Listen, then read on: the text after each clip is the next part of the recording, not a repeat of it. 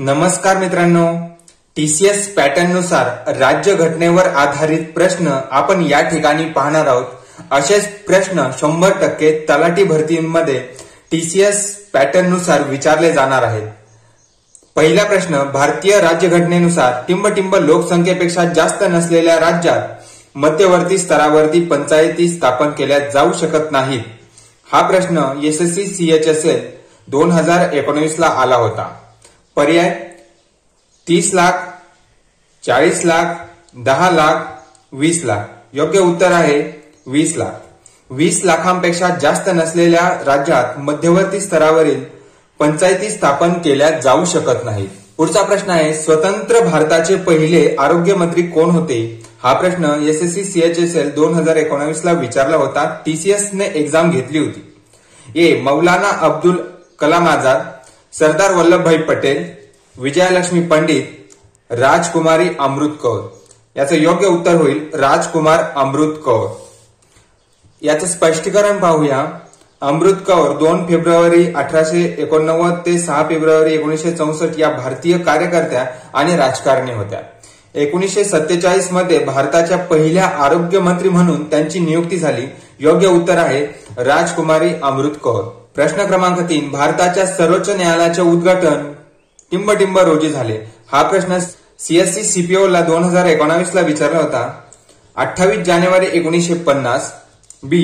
19 जानेवारी 1950, 31 जानेवारी 1950, D. 26 जानेवारी 1950. योग्य उत्तर होईल ऑप्शन क्रमांक ए 28 जानेवारी 1950. उद्घाटन 28 जानेवारी 1950 रोजी सकाळी 9:45 वाजता झाले. तेव्हा न्यायाधीशांनी सर्वोच्च न्यायालयात त्यांची जागा घेतली. म्हणजे 26 जानेवारी 1950 च्या 2 दिवसानंतर म्हणजे 28 जानेवारी 1950 रोजी सर्वोच्च न्यायालयाचे उद्घाटन झाले होते. प्रश्न क्रमांक 4, भारतीय राज्यघटना तयार करताना 1946 मध्ये विधानसभेचे घटनात्मक सल्लागार म्हणून कोणाची नियुक्ती करण्यात आली? हा प्रश्न एसएससी एमटीएस ला 2019 ला विचारला होता. ऑप्शन क्रमांक 1 BN राव, बी. अम्मी अयंगार, ऑप्शन क्रमांक सी डॉक्टर बाबासाहेब आंबेडकर आणि डी. गोपाल स्वामी. याचं योग्य उत्तर होईल BN राव. म्हणजे BN राव हे एक न्यायशास्त्रज्ञ होते आणि संविधान सभेचे घटनात्मक सल्लागार म्हणून त्यांची नियुक्ती करण्यात आली होती. पुढचा प्रश्न पाहूया. प्रश्न क्रमांक 5, खालीलपैकी कोणती संस्था ही घटनात्मक संस्था नाही? हा प्रश्न एसएससी एमटीएस ला 2019 ला दुपारच्या शिफ्ट मध्ये विचारला होता. पर्याय 1 वित्त आयोग, पर्याय 2 नीती आयोग, पर्याय 3 राष्ट्रीय अनुसूचित जमाती आयोग, पर्याय 4 निवडणूक आयोग. तर याचं योग्य उत्तर होईल नीती आयोग. ऑप्शन नंबर बी नीती आयोग. तर नीती आयोग हा कधीही संसदेचा कायदा म्हणून संमत झालेला नाही किंवा त्याचा घटनेत कुठेही उल्लेख केला नाही. त्यामुळे तो निश्चितपणे वैधानिक किंवा घटनात्मक संस्था नाही. राज्यघटना लिखित झाल्यानंतर नीती आयोगाची 2015 साली पंतप्रधान नरेंद्र मोदी यांच्या अध्यक्षतेखाली स्थापना करण्यात आली होती. म्हणून ती घटनात्मक संस्था नाही. पुढचा प्रश्न पाहूया. प्रश्न क्रमांक 6, खालीलपैकी कोणता शब्द प्रस्तावनेचा भाग नाही? तर आपण जेव्हा प्रस्तावना पाहतो, ऑप्शन नंबर 1 स्वातंत्र्य, बी. सहिष्णू, सी. सार्वभौम आणि डी. धर्मनिरपेक्ष. योग्य उत्तर होईल पर्याय क्रमांक बी सहिष्णू. म्हणजे प्रस्तावना हा एक भारताचा सार्वभौम, समाजवादी, धर्मनिरपेक्ष आणि लोकशाही प्रजासत्ताक असल्याचे घोषित करते. म्हणून सहिष्णू हा आपल्या राज्यघटनेच्या प्रस्तावनेमध्ये कुठेही नाही. म्हणून पर्याय क्रमांक 2 सहिष्णू. पुढचा प्रश्न पाहूया. भारतीय राज्यघटनेच्या मसुदा समितीमध्ये किती सदस्य होते? सर्वांना माहीतच आहे. तर भारतीय राज्यघटनेच्या मसुदा समितीमध्ये एकूण 7 सदस्य होते. या ठिकाणी आपण 7ही सदस्य पाहू. पंडित गोविंद वल्लभ पंत, KM मुन्शी हे गृहमंत्री होते बॉम्बेचे. N गोपालस्वामी अयंगार हे माजी पंतप्रधान होते जम्मू काश्मीरचे आणि नंतर नेहरू मंत्रिमंडळाचे सदस्य झाले. ही समिती 29 ऑगस्ट 1947 रोजी नियुक्त करण्यात आली. त्याचे प्रमुख होते डॉक्टर बाबासाहेब आंबेडकर. तर पुढचा प्रश्न पाहूया. तोच प्रश्न आपल्याला या ठिकाणी विचारलाय. संविधानाच्या मसुदा समितीचे अध्यक्ष कोण होते हा प्रश्न एसएससी एमटीएस ला 2019 ला विचारला होता. तर बी आर आंबेडकर, पर्याय क्रमांक 2 जवाहरलाल नेहरू, पर्याय क्रमांक 3 व्हीपी मेनन, पर्याय क्रमांक 4 सरदार वल्लभभाई पटेल. तर याचं योग्य उत्तर होईल डॉक्टर बी आर आंबेडकर म्हणजे बाबासाहेब आंबेडकर. हे भारतीय राज्यघटनेच्या संविधान सभेचे प्रमुख होते. त्यांनी भारतीय राज्यघटनेचा मसुदा ही तारीख लक्षात ठेवा 25 नोव्हेंबर 1949 रोजी मांडला. पुढचा प्रश्न पाहू. प्रश्न क्रमांक 9 भारतीय घटना समितीचे अध्यक्ष कोण होते? हा प्रश्न एसएससी एमटीएस ला 2019 ला विचारला होता. तर पर्याय क्रमांक 1 डॉक्टर राजेंद्र प्रसाद, पर्याय क्रमांक 2 सरदार वल्लभभाई पटेल, पर्याय क्रमांक 3 व्हीपी मेनन आणि पर्याय क्रमांक 4 जवाहरलाल नेहरू. तर याचे योग्य उत्तर आहे पर्याय क्रमांक बी सरदार वल्लभभाई पटेल. स्पष्टीकरण पाहू. संविधान सभेने संविधान निर्मितीच्या विविध कामांसाठी एकूण 13 समित्या नेमल्या होत्या. यापैकी 8 प्रमुख समित्या आणि इतर किरकोळ समित्या होत्या आणि प्रांतीय घटना समितीचे अध्यक्ष हे सरदार वल्लभभाई पटेल होते. प्रश्न क्रमांक 10 भारतीय राज्यघटनेद्वारे कोणत्या प्रकारचे नागरिकत्व प्रदान केले जाते? हा प्रश्न खूप सोपा आहे. एसएससी एमटीएस ला विचारला होता. तर आपण इथेच उत्तर पाहू. एकल नागरिकत्व भारतीय राज्यघटना प्रदान करत असते. प्रश्न क्रमांक 11 संविधान सभेने भारताचे संविधान कधी स्वीकारले? हा प्रश्न एसएससी एमटीएस ला 2019 ला विचारला होता. पर्याय क्रमांक 1 26 नोव्हेंबर 1949, पर्याय क्रमांक 2 26 जानेवारी 1950, पर्याय क्रमांक 3 26 नोव्हेंबर 1947, पर्याय क्रमांक डी 26 जानेवारी 1947. योग्य उत्तर होईल पर्याय क्रमांक 1 26 नोव्हेंबर 1949. भारताचे संविधान हा भारताचा सर्वोच्च कायदा आहे. 26 नोव्हेंबर 1949 रोजी भारताच्या संविधान सभेने स्वीकारले आणि 26 जानेवारी 1950 रोजी ते अंमलात आले. पुढचा प्रश्न पाहू. प्रश्न क्रमांक 12 1967 मध्ये भारतीय राज्यघटनेत अधिकृत भाषांच्या यादीत खालीलपैकी कोणत्या भाषेचा समावेश करण्यात आला? हा प्रश्न एसएससी एमटीएस ला विचारला होता 2019 मध्ये संध्याकाळच्या शिफ्टला. तर ऑप्शन पाहूया. बंगाली, सिंधी, तेलुगू आणि तमिळ. तर योग्य उत्तर होईल सिंधी. भारतीय राज्यघटनेत सुरुवातीला फक्त 14 भाषांचा समावेश करण्यात आला होता. तर यामध्ये सिंधी ही भाषेचा सुद्धा समावेश होता. प्रश्न क्रमांक 13 खालीलपैकी कोणाला भारतीय राज्यघटनेचे जनक मानले जाते? हा सुद्धा प्रश्न एसएससी एमटीएस ला विचारला होता सकाळच्या शिफ्टमध्ये. राजेंद्र प्रसाद, पर्याय क्रमांक बी बाळ गंगाधर टिळक, पर्याय क्रमांक सी जवाहरलाल नेहरू, पर्याय क्रमांक डी भीमराव आंबेडकर. तर या ठिकाणी भारतीय राज्यघटनेचे जनक डॉक्टर बाबासाहेब आंबेडकर, पर्याय क्रमांक डी. प्रश्न क्रमांक 14 संविधानाचा मसुदा तयार करण्यासाठी खालीलपैकी कोण संविधान सभेचा भाग नव्हते? एसएससी एमटीएस ला 2019 ला प्रश्न विचारला होता संध्याकाळच्या शिफ्टमध्ये. ऑप्शन क्रमांक 1 महात्मा गांधी, ऑप्शन क्रमांक बी सरदार वल्लभभाई पटेल, ऑप्शन क्रमांक सी सरदार जवाहरलाल नेहरू, ऑप्शन क्रमांक डी डॉक्टर बाबासाहेब आंबेडकर. तर संविधानाचा मसुदा तयार करण्यासाठी खालीलपैकी कोण संविधानाचा सभेचा सहभाग नव्हते? तर महात्मा गांधी यांनी कधीही संविधान सभेचा मसुदा तयार करण्यासाठी कधीही सहभाग घेतलेला नाही. प्रश्न क्रमांक 15 भारतीय संविधान सभेच्या मसुदा समितीचे अध्यक्ष कोण होते? हा प्रश्न एसएससी सीएचएसएल ला विचारला होता. पर्याय क्रमांक 1 राजेंद्र प्रसाद, पर्याय क्रमांक 2 सरदार वल्लभभाई पटेल, पर्याय क्रमांक 3 जवाहरलाल नेहरू, पर्याय क्रमांक 4 बी आर आंबेडकर.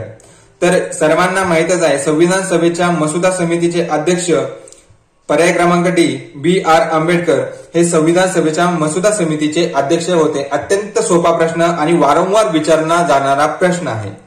क्रमांक 16 भारतात दरवर्षी कोणत्या दिवशी संविधान दिन साजरा केला जातो? पर्याय क्रमांक 30 नोव्हेंबर, 15 नोव्हेंबर, 26 नोव्हेंबर की 2 ऑक्टोबर. तर योग्य उत्तर होईल पर्याय क्रमांक सी 26 नोव्हेंबर. 26 नोव्हेंबर 1949 रोजी भारतीय संविधान सभेने भारतीय राज्यघटना स्वीकारली आणि त्याची अंमलबजावणी 26 जानेवारी 1950 रोजी झाली.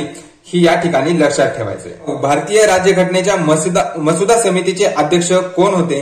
हा प्रश्न रिपीट झालेला आहे. योग्य उत्तर होईल पर्याय क्रमांक 2 डॉक्टर बाबासाहेब आंबेडकर हे मसुदा समितीचे अध्यक्ष होते.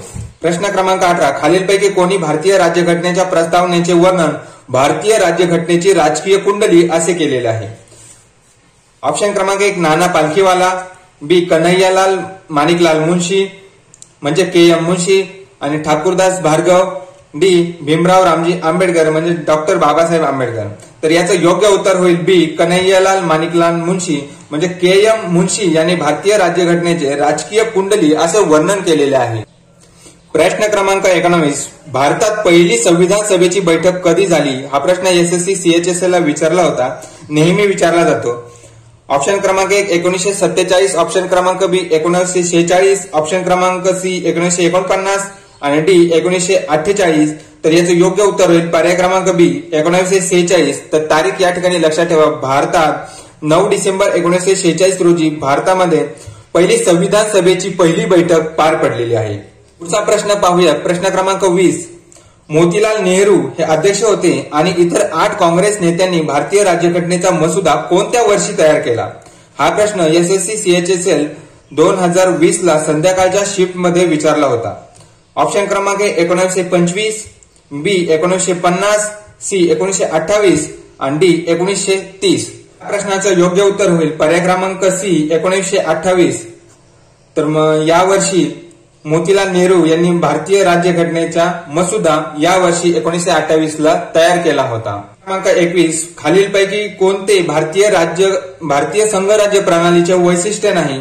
हा प्रश्न 2020 ला सीएचएसएल ला विचारला होता, टीसीएस ने एक्झाम घेतली होती. प्रश्न क्रमांक 1, लिखित राज्यघटना, वाद सोडवण्यासाठी स्वतंत्र न्याय व्यवस्था. ऑप्शन क्रमांक 3, एकल स्तरीय सरकार. ऑप्शन क्रमांक डी, केंद्र आणि राज्यामधील जागांची विभागणी. तर योग्य उत्तर होईल ऑप्शन क्रमांक सी, एकल स्तरीय सरकार. तर या ठिकाणी भारतामध्ये 3 प्रकारचे स्तर आहेत, केंद्र सरकार, राज्य सरकार आणि स्थानिक सरकार.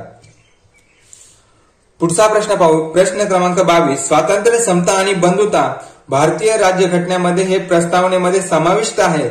हे आदर्श कोणत्या देशाच्या संविधानातून घेतलेले आहेत? 2020 ला सीएचएसएल ला विचारला गेलेला हा प्रश्न आहे. पर्याय क्रमांक 1 ऑस्ट्रेलिया, पर्याय क्रमांक 2 कॅनडा, पर्याय क्रमांक 3 जर्मनी, पर्याय क्रमांक डी फ्रान्स. याचे योग्य उत्तर होईल पर्याय क्रमांक डी फ्रान्स. तर या ठिकाणी स्वातंत्र्य, समता आणि बंधुता हे फ्रान्स या देशाकडून घेतलेले आहेत आणि आपल्या भारतीय राज्यघटनामध्ये समाविष्ट केलेले आहे. प्रश्न क्रमांक 23, 1946 मध्ये खालीलपैकी कोणाला भारतीय संविधान सभेचे अंतरिम अध्यक्ष बनवण्यात आले? हा प्रश्न एसएससी सीपीओ ला 2020 ला संध्याकाळच्या शिफ्ट मध्ये विचारला होता. प्रश्न ऑप्शन क्रमांक 1 सरोजिनी नायडू, ऑप्शन क्रमांक 2 सच्चिदानंद सिन्हा, ऑप्शन क्रमांक 3 एस सुब्रमण्य अय्यर आणि ऑप्शन क्रमांक 4 सचिंद्रनाथ सय्याल. योग्य उत्तर होईल ऑप्शन क्रमांक 2 सच्चिदानंद सिन्हा. तर स्पष्टीकरण पाहूया. भारतीय संविधान सभेचे अंतरिम अध्यक्ष 1946 मध्ये डॉक्टर सच्चिदानंद सिन्हा होते. ते बिहार मधील अराह येथील होते.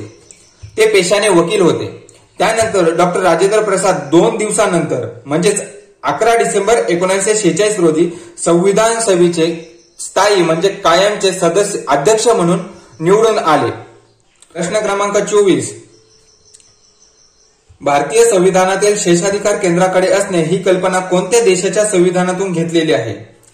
ऑप्शन 1 दक्षिण आफ्रिका, B Canada, C Japan, D USA. तर योग्य उत्तर होईल ऑप्शन क्रमांक बी कॅनडा. यूएसए कडून आपण काय घेतलेलं आहे ते पाहूया. यूएसएच्या घटनेकडून मूलभूत हक्क, उपराष्ट्रपती हे पद, न्याय व्यवस्थेचे स्वातंत्र्य. फ्रान्स कडून आपण स्वातंत्र्य, समता आणि बंधुता घेतलेली आहे. दक्षिण आफ्रिकेकडून घटना दुरुस्तीची पद्धत स्वीकारलेली आहे.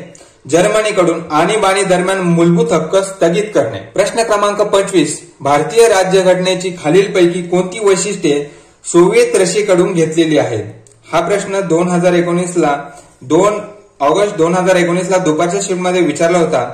ऑप्शन क्रमांक ए मूलभूत हक्क, ऑप्शन क्रमांक बी पंचवार्षिक योजना, सी प्रस्तावना आणि डी समवर्ती यादी.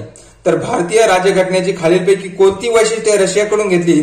तर पंचवार्षिक योजना या सोव्हिएत रशियाकडून घेतलेल्या आहेत.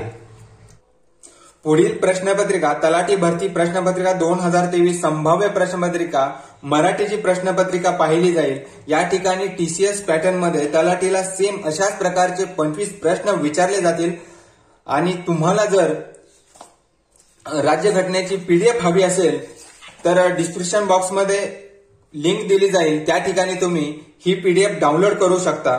मित्रांनो, व्हिडिओ आवडल्यास व्हिडिओला लाईक करा. तुमच्या मनात काही प्रश्न असतील तर कमेंट करा आणि चॅनेलला सबस्क्राईब केल्याशिवाय विसरू नका. धन्यवाद.